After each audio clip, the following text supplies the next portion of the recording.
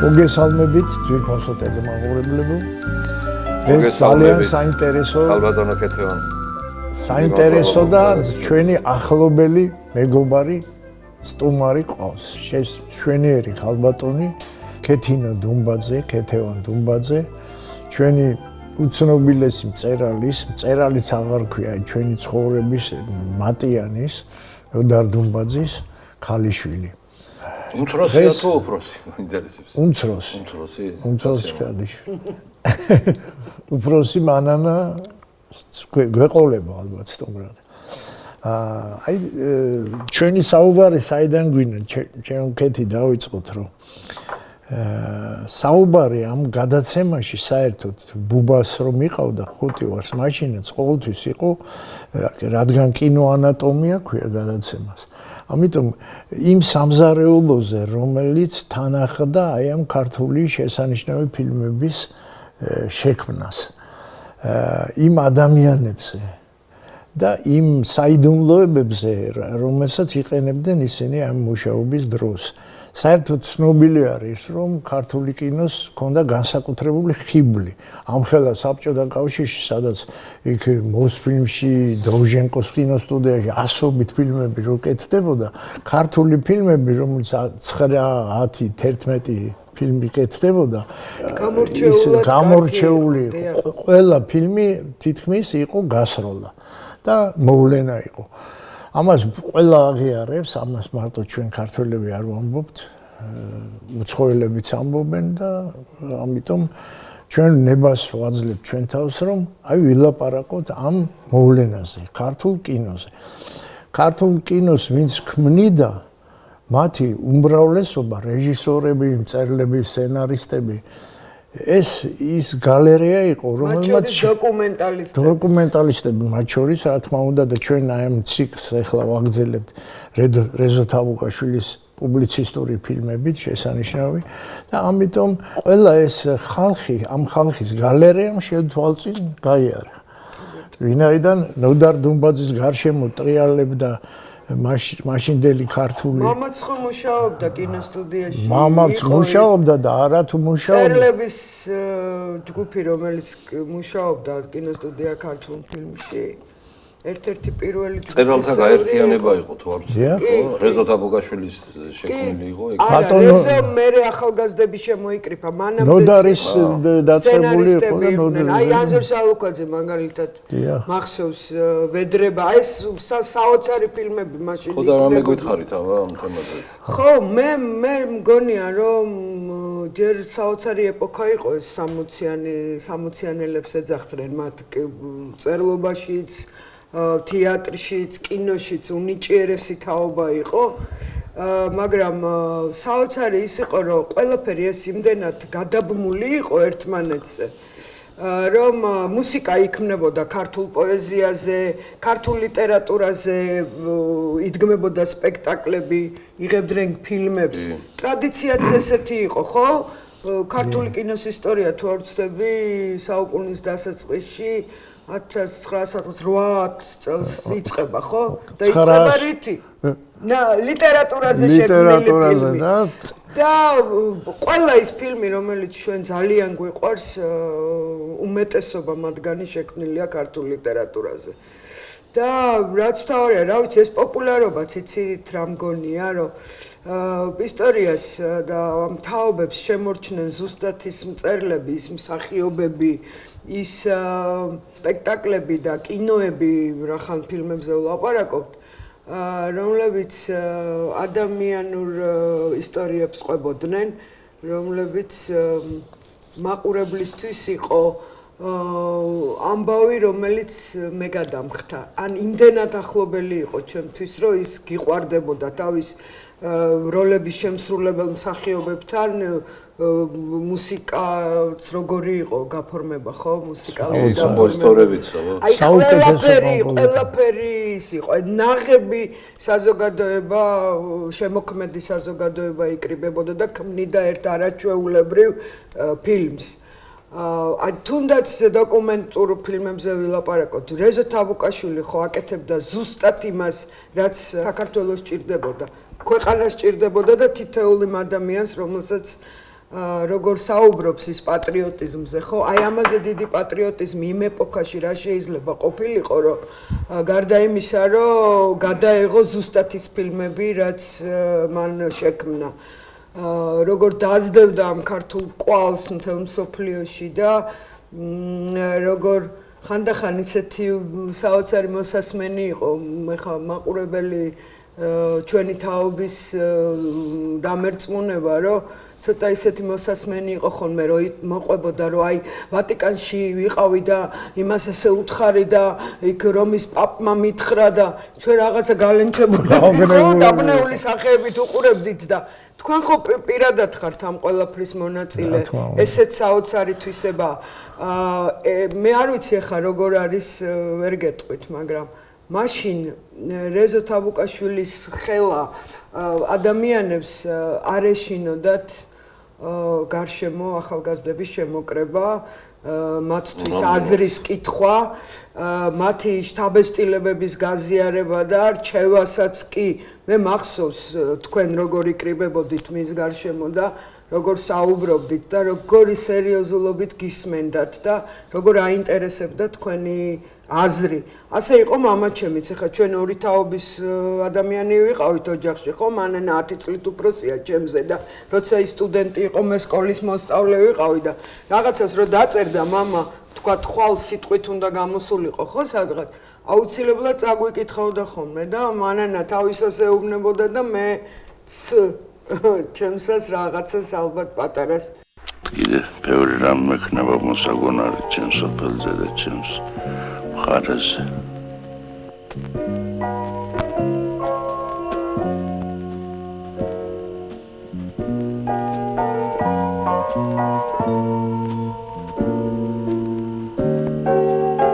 ხო და ეს საოცარი თვისება ქონდათ და საერთოდ მე სულ მაქვს ხოლმე ესეთი შეკითხვა და თქვენს თითქოს შეკითხვებს შენ უნდა მისვავდე მაგრამ როგორც წამყვანი გადაცემის მაგრამ სულ მინდა აი ყველას მინდა ეს კითხვა დაუსვა რა იყო ეს რა საოცარი ეპოქა იყო როცა ყველაფერში აღორძინების ხანა იყო კინოშიც თეატრშიც წერლობაშიც მუსიკაშიც მეცნიერებაშიც რენესანსი როგორი მეცნიერები ყავდა რა სამბოთ ეხლა რაში რა ქმნის აი ამ უცებ ეპოქას აი უცებ აი ესე ამოხეთქავს ხოლმე ვულკანივით და მე ესე ჩაქრება აი ეხლა ერთ დეტალს ეს პესიმისტურად ნუ დაამთავრებ არაფერი არა არაფერი მაგრამ ხო მინავულდება ხოლმე და მე ისე ვიხერხებ აუცილებლად გენეტიკაში გადასულია ეს ეხლა ერთ რამეს აღნიშნავ რა ფილმები რატომ არის ქართული ფილმები ასეთი დიდი გემოვნებით იუმორით სიხალასით აღბეჭდილი ფილმები რასაც ყველა ხას უსვამს იმიტომ რომ შენც ხო გინახავს არა საოცარი რამე ხდებოდა აი მგვარი მაგიდის გარშემო კუთხედი მაგიდის გარშემო სცენარიც კი ესე იწერებოდა არავის არ ქონდა ის ამბიცია დღეს ხო სცენარს მუსიკას რეჟისორიც ყველაფერს ერთი ადამიანის ესე როგორ შეიძლება რომ ეს არ იყოს ბევრი ნიჭიერი ადამიანის კოლექტიური ჩვენი მეგობარი ჩამოჭრა ეგეთი იყო მუსიკასაც წერდა და მუსიკაც დაწერა საუკუნეში კი არა რამდენიმე საუკუნეში ერთი რა თქმა უნდა და აქ ესენი რო იკრიბებოდნენ ამას მოყვებოდა შემდეგ რა მე ვარ მომსწრე ამისი თავყრელობებს ბევრჯერ შევსწრები ვარ და იცით რომ ფილმი ხო იცით რა ძნელი პროცესია ფილმის მთელი ეტაპები უნდა გაიაროს სხვადასხვა ამდენი ხალხი მუშაობს ხო და აი ყველა აი ამ ეტაპზე აი ეს ხალხი აი ვინ ჩვენ ახლა დავასახელეთ პულსზე ეჭირათ იმათ ხელი ამ თითეული ფილმის ბიოგრაფია კეთდებოდა ასე ტელეკომპანია პულსში ესე იგი მათი მეთვალყურეობის, მათი კეთილგანწყობის ფონზე კეთდებოდა ეს ფილმები. იმიტომ არის ამ ფილმებში ეს დევს ყველაფერს ფილმში აკეთებდა პროფესიონალი. ყველამ თავისი ადგილი იცოდა და თავისი საქმე იცოდა. აი ხა უცხოური ტიტრებია, ჩვენთან ესეთი რამე ჯერ არც გაჩენილა, არ ვიცი, მე არსად არ წამიკითხავს. აი ამერიკულ ფილმებში მაგალითად ტიტრებში ბევრჯერ წამიკითხავს, რომ სცენარის ავტორი არის ესა და ეს, ანუ ამბის ავტორი დიალოგების ავტორი ცალკე ადამიანია და ამიტომ იქ ვიღაცამ დიალოგების წერა იცის კარგად და შენ უნდა შეძლო რომ დაუძახო ადამიანს ამასაც ცალკე ნიჭი უნდა აი ბატონ ოთარიოსელიანს ჰქონდა ეგეთი ისინი დიალოგებს სხვა მეგრულ დიალოგს პასტორალში მაგალითად მეგრულად ვსაუბრობენ იმას სხვა წერდა ქართულად სხვა წერდა ნუ ვიცი რომ ამაჩემი წერდა ფილმში ხო დიალოგებს წერდა და კი მეგრულ სხვა წერდა და ასე იყო რა ეხლა ყველაფერი ასეა სხვანაირად ჯერ მუსიკა იწერება და მერე ლექსი ერგება იმას არ გამოდის ეს ლექსმა უნდა აგამღეროს და ეს ისეთი ადამიანები მე მახსოვს კომპოზიტორები მამაჩემის მეგობრები ჯერ ხო იცი ბავშვობაში გგონია რომ ყველა მწერალია იმიტომ რომ შენ ალბათ ყველა მსახიობი გეგონა ხო არა მე მეგონა რომ ის ერთხელ ჩემმა მეგობარმა მკითხა ვაჟა ჟღენძე მკითხა კალათბურთელი იყო მამაჩემის ვაკაცი გეხოცებიო რა ძალიან მწვენიაო ვაჟა ჟღენტის რამე წამაკითხეო რა მე ვთქვი კალათბურთელია იმასაც ეგონა რომ მამაჩემის გარშემო ჩვენ საერთოდ და ყველა წერალი უნდა ყოფილიყო ხო და იყო კი ბავშვობაში ეს განცდა ხო და ესენი რაღაცა ერთი ცხოვრები ცხოვრობდნენ ერთმანეთის ნიჭიერების აღიარება არ უჭირდათ ისეთ ამამად ისე მახსოვს აი ესე ტელეფონს აიღებდა ხოლმე მამა და ურეკავდა ვიღაცას ეხა კონკრეტულად არ ვიტყვი შენ შემოგევლე და შენი ჭირიმე და ეს რაკენი და ეს როგორი კარგი იყო და წერლებსაც მეგობრებსაც არ ვიცი ხა დღევანდელი მწერლები ერთმანეთს ურეკავენ ან რეჟისორები ურეკავდნენ არა მაგარი ფილმი გადაიღეო არ ვიცი ეხა ერთ რამეს ვიტყვი კიდე არა ჩვენს თაობაში ურეკავდით კი რაღაცა იყო ჩვენ არა ეგას ნელ-ნელა მიდიოდა იმიტომ რომ ეგეთები და ვხედავდით რომ ეს ხდებოდა და არა თან მე რა იყო კიდე საოცარი ის იყო რომ ერთმანეთის შემოქმედება აინტერესებდათ აინტერესებდა ვინ რა დაწერა ვინ რა გადაიღო როგორი აღიარებდნენ იმ ნიჭიერებას სოფასა რომ მოხდებოდნენ ეხა ხშირად ვიყავით ხო მაგ გარშემო ვიციყვნენ და სულ იმას გელაპარაკობდნენ ეხა რასაც უსმენთ რომ აუმარჯო ზედმამიშვილებს და აუმარჯოს რაღაცებს ლაპარაკობდნენ იყო საუბარი რომ იმან ის დაწერა იმან ეს გადაიღო იმან ეს გააკეთა მის გარჩევა იყო და ეხლა არ ვიცი მე არც ვიცი ვინ არიან სამწუხაროდ ეხლა ძალიან მარტო ფესტივალებზე დადიან არ გამოვიდეს რომ მივტირით ეხლა იმას და მაგრამ დღეს არაჩვეულებრივი თაობა მოდის რა კინემატოგრაფიულად მოაზროვნე ზუსტად იმიტომაც გაჩნდნენ ესეთი ადამიანები და გამოავლინეს ეს ნიჭები იმიტომ რომ აი როგორც პოეზიაში ბოდიში სიტყვა წაგართვი პოეზიაში მაგალითად რომ გამოსცემდნენ წიგს იყო პარაოზი ესე ერქვა პარაოზი ლექსები თავიდან იყო ისეთი პარტიას რომ მოეწონებოდა ისეთი ლექსები და მერე იყო გენიალურები ანუ ეს ჩაფენილი იყო რა რომ იმან გადაშალა პირველი ორი ლექსი წაიკითხა ვალის მოხდა იყო და მერე ვალის მოხდა და მერე იყო გენიალური რაღაცები ნუ კინოშიც ხდებოდა ხო ესეთი რაღაცა ეგრე იყო თეატრში ეგრე იყო დაიღებდი და მერე მაგრამ მერე დადგამდი ისეთ სპექტაკლს რომელიც შერჩებოდა ისტორიას და ასე შემდეგ და არის ახლა ჩვენ ძალიან მდიდარი ისტორია გვაქვს კინოსიც და თეატრისაც და ძალიან დიდი და ესე იგი ძალიან შერწყმული იყო ეს დარგები ხელოვნების აი თეატრი და კინო თანამშრომლობდნენ ძალიან აქტიურად ეს მსახიობები არა მარტო იმითი რომ დაკავებული იყვნენ კინოში მაგალითად არამედ სულისკვეთება იყო ისეთი რომ საერთო სახელოვნებო გარემო იყო შექმნილი კი ერთი დიდი ოჯახი იყო კი აი ძალიან მინდა რომ ეს სიტუაცია ისევ დაბრუნდეს და შეიქმნეს საქართველოში აი ეს განწყობა საერთო განწყობა რა შეიქმნება აუცილებლად შეიქმნება ოღონდ ჩვენ ვერ მოესწრებით და იქნა ჩამოთვალა მოგეშინია შენ ოღონდ შეიქმნას ჩვენ მოესწრებით ჩვენ შეიქმნა თანახმავართ კი ბატონო ვაბარაო როგორ გინდა ესე ყველაფერი უცბად არ მოდის რა ნელ-ნელა ყველაფერი და ერლო მახვლედიანს რამხელა ღვაწლი აქვს კინოში ხო როგორი მწერალი იყო და როგორი სცენარები და როგორი ხო და ასეთი ადამიანები ძალიან ბევრი იყვნენ ამ კინოსამყაროში რომლებიც ლიტერატურასთანაც ძალიან ახლოს იყვნენ ან მწერლები იყვნენ მაგრამ ქართულ კინოს ძალიან ბევრი რამ შეძინეს. ერთხელ ხო იცი რომ ბოდიში ვიხდი რა, ერლომი ჩაერია ქუჩაში ვიღაც ბების ჭუბში. თრალი კაცები ჭუბობდნენ. ჩაერია აშველებდა და მოხვდა და ხო იცი სუსტი იყო ფიზიკურად ძალიან სუსტი იყო და დავარდა. თან ჰუმანისტი როგორი. ხო, დავარდა და ეს მე იქიდან ვიღაცები მოვიდნენ კიდე წაიყვანეს სამოიყვანეს და აყენებს ისა და ბოდიში თავით ბოდიში უთხრა თვითონ რო აყენებდნენ იმას ბოდიში. შეგაწუხეთ. შენ დავარტყი. და კიდე არ გაულაცონა მიმღაც რა. შეგონა ის კაცი გაიქცა თუ რაღაცა და ამას აყენებდა და ბოდიში რო უთხრა ეგონა რომ ამა გაარტყა და არ გაულაცონა კიდე თრალი იყო ის კაცი. ხო და აი ხა მგონია რომ ეს ფილმები, იცით, ყველა ფილმს ჰქონდა თავისი ეპიზოდები, ასე თქვა, რომელიც თელმა ყველა მიცოდა დიდმა და პატარამ. მაგალითად, იქ სერენადადან როგორ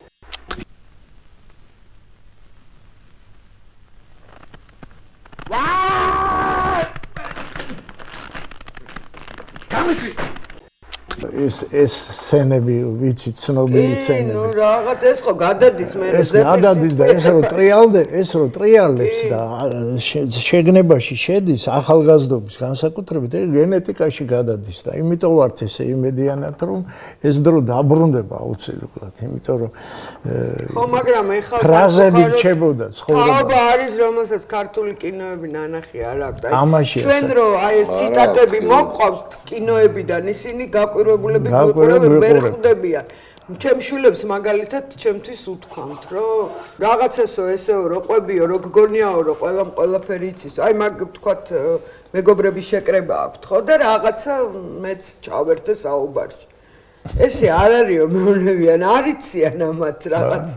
არიციან იმაზე რაზეც ჩვენ გვეცინება რასაც ჩვენ ცრემლი მოგვერევა, გვიყვარს, ციტატები შემორჩენილი გვაქვს. უკვე ნაკლებად ჩვენ ზემითო ვლაპარაკობთ ეხლა დღეს აი ასეთ რაღაც ზოგადად რაღაცას ვლაპარაკობთ, როგორი იყო, რანაირად იყვნენ ეს ადამიანები ერთმანეთთან, რომ რაღაცა იქნებ ხო, მაგრამ უნდა რაღაცა გაისროლოს. არა, რაღაც უნდა მოხდეს, იმიტომ რომ მე დარწმუნებული ვარ, ეხლა რასაც ჩვენ ქართულ ფეხბურთზე 1 წლის წინ თუ 2 წლის წინ არავინ არ ლაპარაკობდა და სევდიანები დავდიოდით არაფერი და უცებ ამ ჩვენმა ნაკრების ბიჭებმა ყველამ თავის ადგილას, ყველამ იმ ქვეყანაში ყვარამ რაც გააკეთა. აი ესე იბუთქებს რაღაც აუცილებლად მწერლობაშიც, კინოშიც და თეატრშიც დარწმუნებული ვარ. იმიტომ რომ ეს ნიჭი დაგუბებული ნიჭი აუცილებლად იუმორი ქართული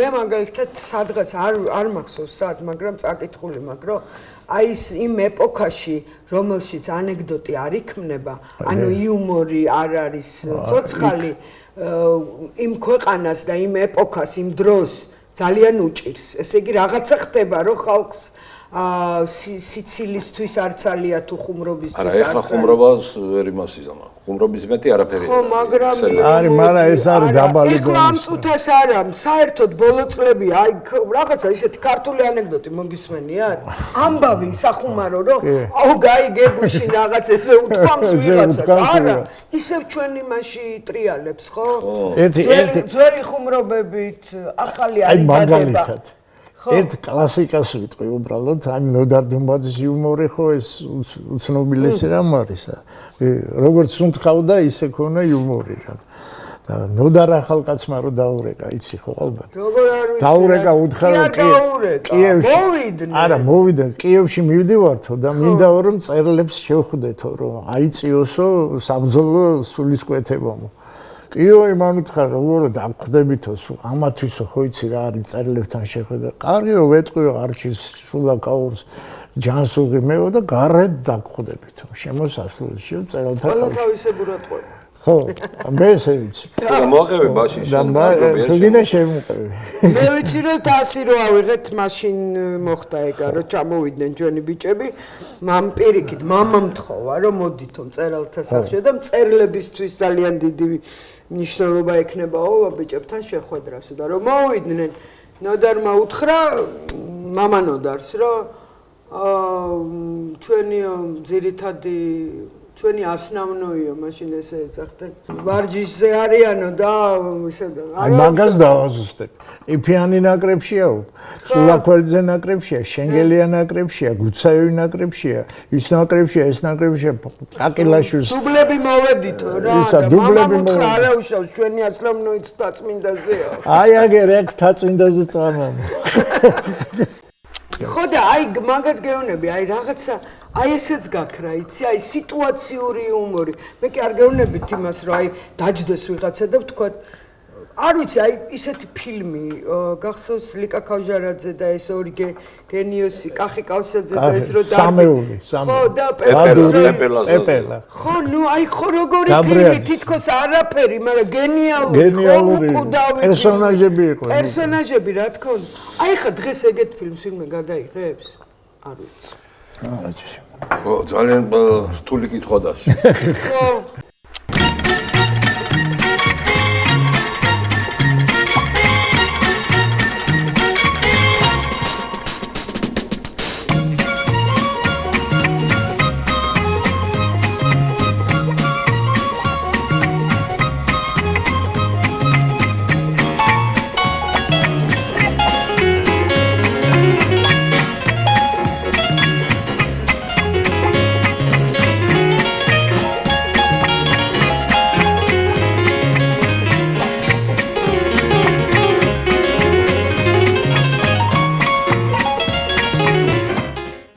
მე მაინც მგონია რა, იცი, რომ აი იმ ჩვენ ობახიძეს როგორი პარიზში ბოდიში რა რომ გაწყვეტინა, იმიტომ რომ კინოზე ხა სულ ლიტერატურაზე მეკითხებიან ხოლმე რაღაც და უცებ კინოზე.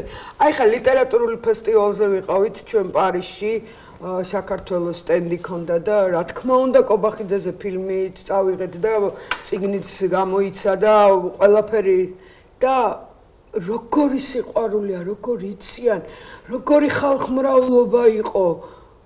იმიტომ რომ დრო და ეროვნება და ის არ აქვს გენიალურ რაღაცას. ნამდვილად არა. იმისთვის ის არავის არ უკითხავს, რომ კობახიძე ქართველი რეჟისორი იყო? ამასაც კი კითხულობდნენ. კი, ქართველი იყო. They don't know that deep in me there's a sadness burning for my youth once wild and free in their hands returning. Shoras, shamana, gamana, garas, shoras, shamana, gamana, garas. ხო და ამის პოპულარიზაციაც ძალიან აქტიურად უნდა მოხდეს. აი ხა მომივიდა აზრად, რომ ამდენი ტელევიზიები რო არის, იქნება გაკეთდეს აი პერიოდულად რაღაც კლიპები უნდა იყოს ხატრული ფილმებიდან, ქართული კინო. აი რაღაც კლიპების რომ დაგვამახსოვდეს. ხო და მარტო იუმორიც არ უნდა იყოს. მაგალითად ის რო არ უყურებენ ანარქისტი ანანია რო იყო ლაზარეში, ბუბას ლაზარეში. ხო ესე იგი როგორი ფილმი რომ მოდის და ძირს მეფე ძირს თვითონ ეს ამ იმ ეპიზოდში არის ყველაფერი მოყოლილი საბჭოთა კავშირი ბოლშევიზმი ყველაფერი არის აი მანანიას და მღვდელის ურთიერთობა.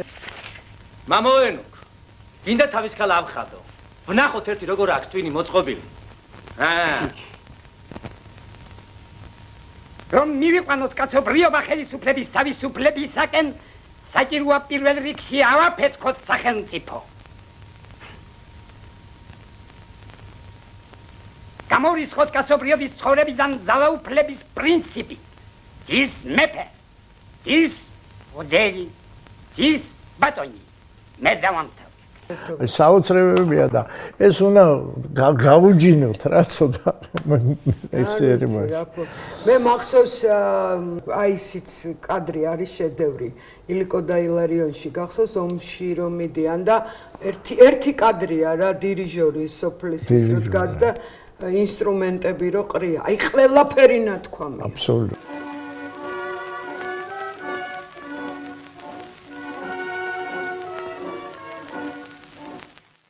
სამამულო ომი არის აღწერილი ერთი კადრი. უმძიმესი და აი ჟრუანტელის დამულელი კადრია, ზურგით დგას ეს მარტო დარჩენილი ყველა ახალგაზრდა ომში წასული და აი ეს ინსტრუმენტები დაყრილი მიწაზე. მე მაინც გონია იქ თურაშაულის და პანტის ამბავი. ეს ხო არ არის ნაწარმოებში. მაგრამ იმან ყველაფერმა ხო მოიტანა, აი მომის აღწერილობა, მისეთმა ის ხო გაუჩინა თენგიზ აბულაძეს ის აი ამ კადრის დადგმის, ეპიზოდის დადგმის სურვილი არა. იმიტომ არის ეს მწერლობა ასე ომის ეპიზოდი იქ როგორ არის არაჩვეულებრივ გამოფენაში. ლორდ კერო დარბის იმედი. კი. გელდარშენგელა. კი, საოცარი. Und der Führer Adolf Hitler siegt! Sieg!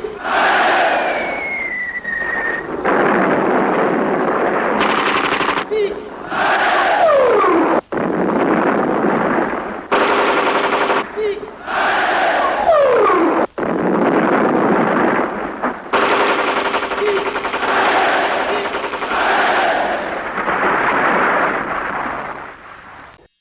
ხო, ეხლა ჩვენ რასაც ვლაპარაკობთ, შენ თვითონ თქვი, თუ ვინმე ახალგაზრდები გვიყურებენ, ხო ვერ გაიგებენ, იმიტომ რომ არ უნახავთ ეს ფილმები. ხო და უნდა არ ვიცი რა. ისე რაღაცა უნდა მოხდეს, რაღაცა უნდა გაასროლას, რო იძახი თქვენ, რის გასროლას აპირებთ, არ ვიცი, მაგრამ რა უნდა გაისროლოთ? ხო რო. ჩვენ არა, მაგრამ ჩვენ რაღაც დროს ჩვენი გასროლა. არა, ხო ვიღაცა უნდა გაისროლოს. არა, თურაშაულს უნდა დაუბრუნდეთ და მიუხედავად თურაშაულს, პანტიზებნა არ არის საჭირო. აი ხა რასაც ქეთინო ლაბარაკობს, ეგ საერთო იყო ეს ყველაფერი. აქ თუ ვინმე რამე გაისროლას, თავისთვის კერძოდ გაისვრის, ადგას და იტყვის რომ მე ვარ და მე ვკენი და მე წავედი მე ხო, ჩვენ ვართ. ჩვენს არავინ ხო აღარავინ არ აქვს რო აქ წერილები იყვნენ თუ რაღაცა იყო. ჯერ ეს ერთი ყველა იმაში რა ქვია ფილმი რო იწყებოდა და რაღაც სამხატვრო საბჭო იყო ხო? წერილები იყვნენ თუ ვინც იყვნენ იქ ამ სამხატვრო საბჭოში, მსახიობებსაც კი ისინი არჩევდნენ ხო?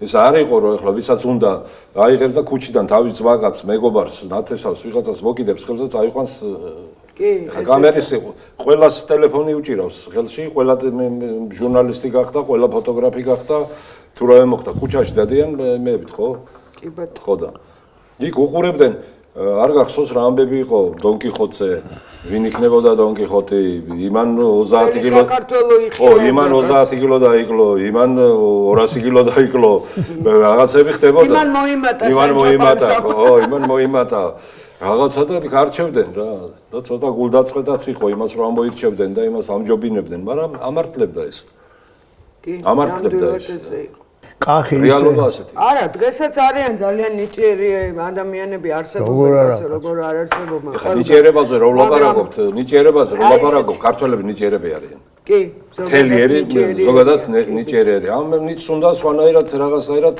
ერთად ყოფნა ან რაღაც არ ვიცი ხო ერთად ყოფნა გაგვიჭირდა თორე დანარჩენი ყველაფერი არის საშუალებაც არის და ყველაფერი არის აბა სადაც ნახავ საზღვარგარეთ სადღაც გინდა რუსეთი იყოს გინდა ეს იყოს გინდა ეს სადაც წავიდნენ ეს ქართველები ყველგან რაღაცას მიაღწიეს რა კახის ხო 30 კილო დააკლებინა რეზუმ და ეს წერი გაუკეთა დონკიხოტად იქცა კაცი რა და ძალიან გაგიჟებული იყო და ეხა მე მაგას მოვკლავ რეზოსო კახი იძახის რეზოზე ეს ნაღდი ამბავია და კინოსტუდიაში აიცაო შენ ეხა ისე ლაპარაკობ აი უნახეო და წავიდა დაადო თავი ავიდა კაბინეტში ააღო კარები და აი ეს გაბრაზებული შეყო თავი და ხედავს კრება ჭოლა-ჭონია და ტელეკინოსტუდია და კრებას ატარებს რეზო და რაკნას ეხა და ბატონო რეზო გაბრაზებულებენ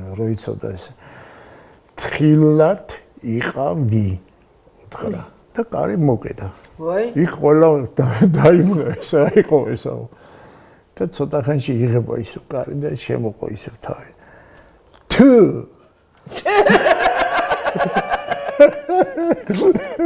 ვერა კადრო ბოლომდე შენობით ლაპარაკი აი ესეთი კურიოზებიც იყო და ერთი ოჯახად იყო ცხოვრება და ამან ძალიან თავისი კურიოზების მეტი რა იყო ეგ იყო მთელი ცხოვრება ეგ იყო რომ კურიოზები იყო და ეს იმაში ხდებოდა, ნიჭიერად ხდებოდა ეს ყველაფერი და არა რა ვიცი რა.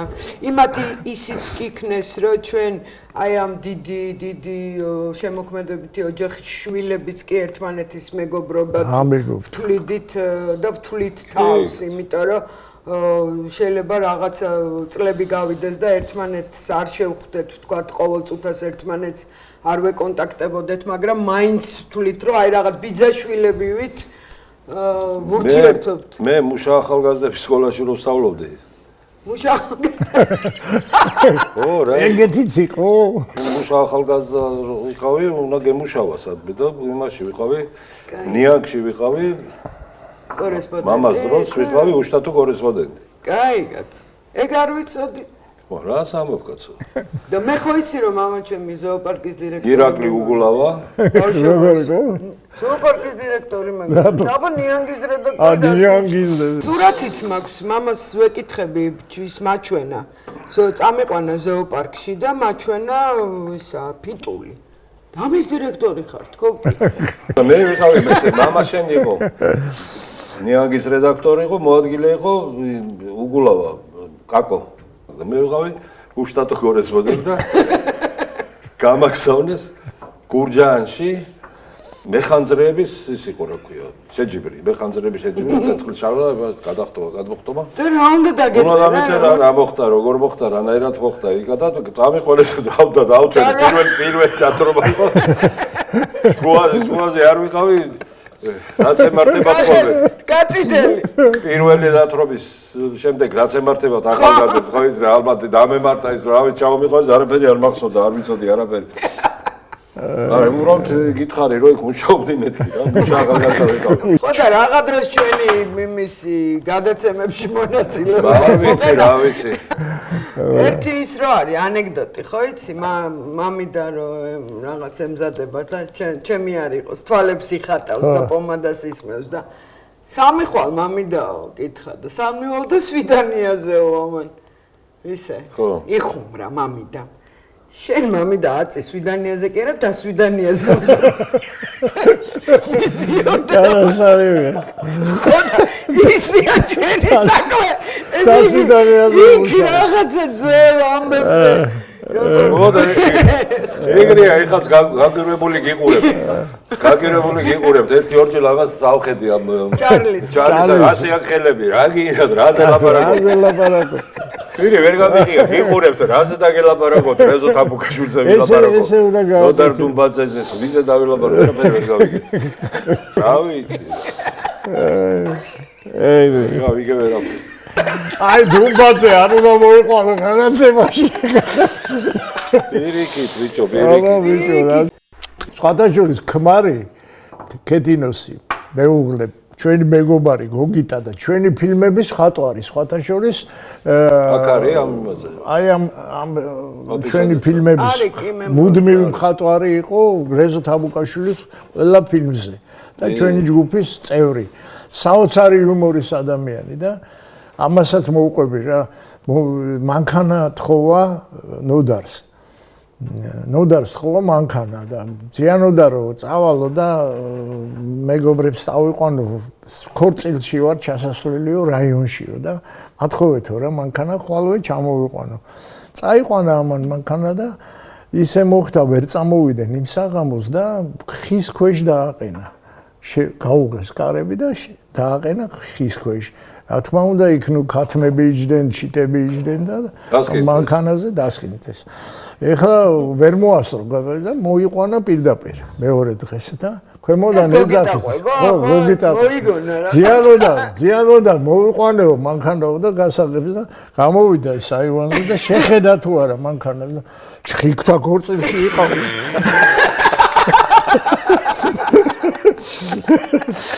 ვახ, მაგას არ ველოდი. ეხლა სხვა რაღაც ვიქნებ ეთყოდა რომ ჩხიქთა ქორწილში არ დაფიქრებია.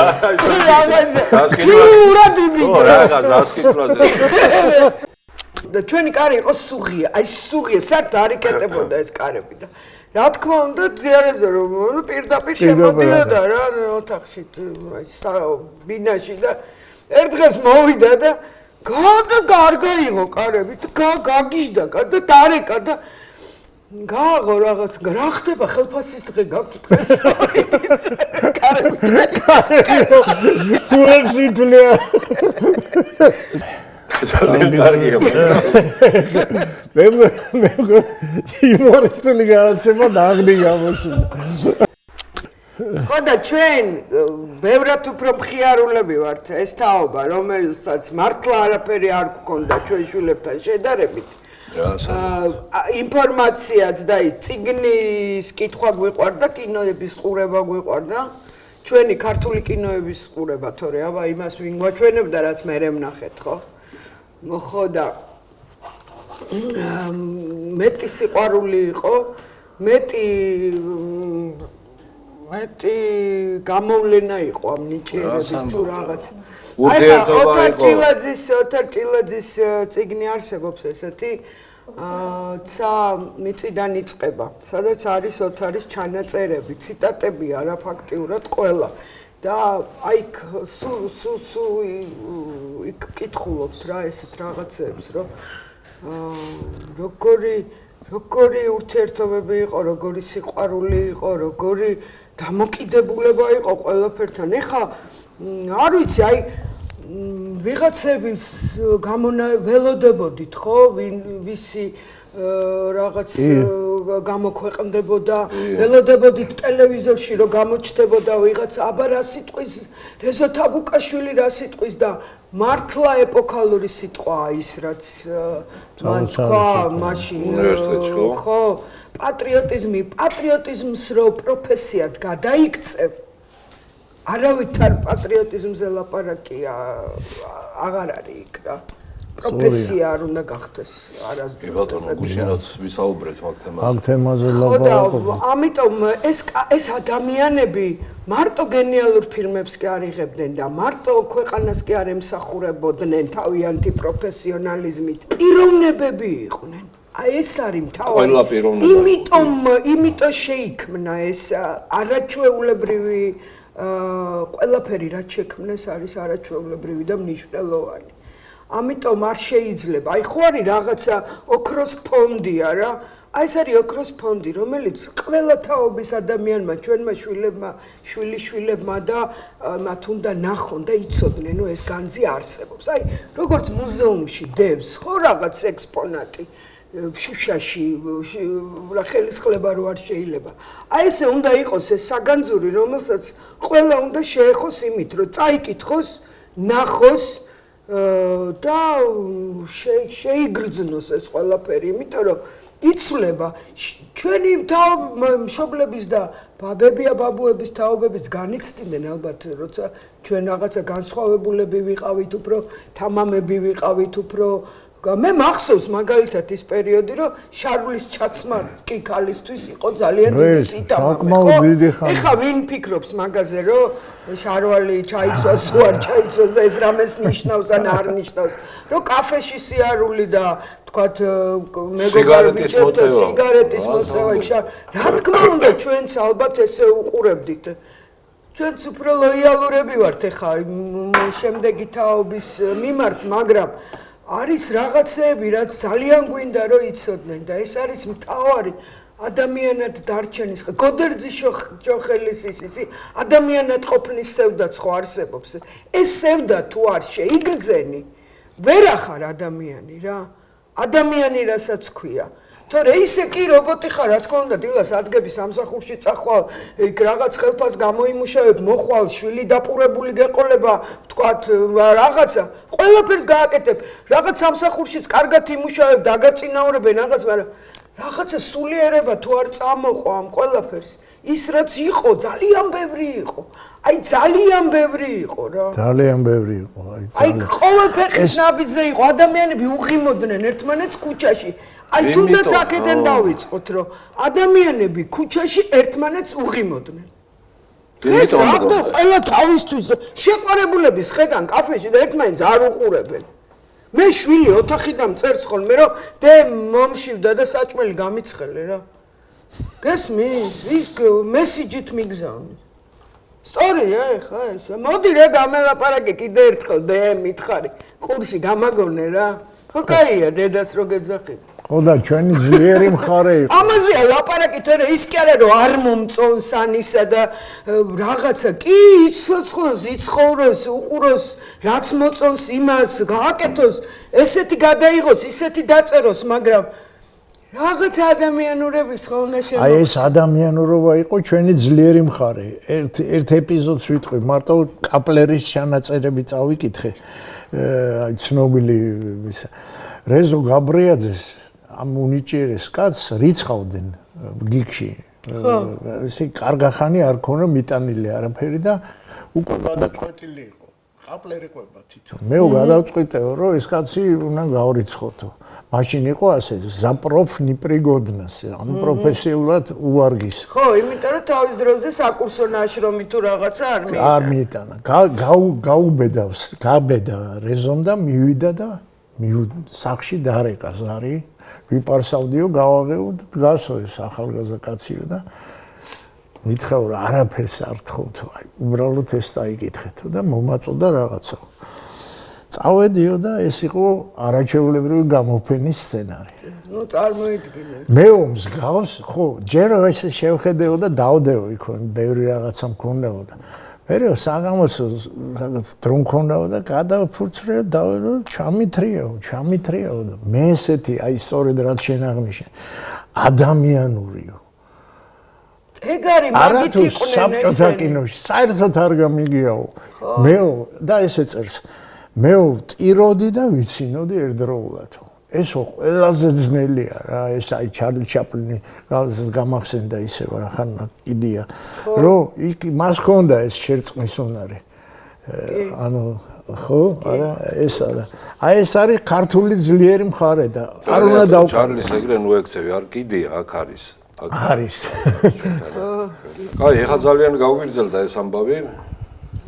გავიდა, რა ქვია, სახიან მაგას, აკადემიური 45. ანუ დასვიდანია.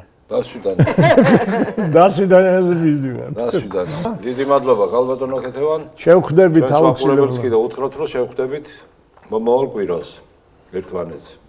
დიდი მადლობა. გაიხარეთ.